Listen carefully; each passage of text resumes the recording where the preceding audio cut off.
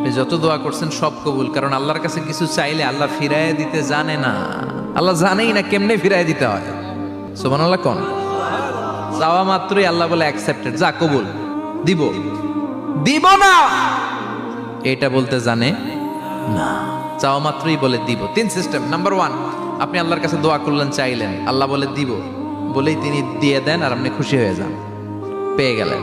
Number two, আপনি আল্লাহর কাছে দোয়া করলেন, চাইলেন, তখনও আল্লাহ বলে দিব, তবে এখন না, সবুর, একটু পরে দিব। কখন দিলে আমার জন্য ভালো, আমার চেয়েও ভালো জানে কে, পরে দিবে। নাম্বার থ্রি, চাইলেন, দোয়া করলেন, আল্লাহ তখনও বলে দেব, তবে এখনো না, পরেও না, কিয়ামতের দিন যেদিন বিপদে পড়বে ওই দিন দেব।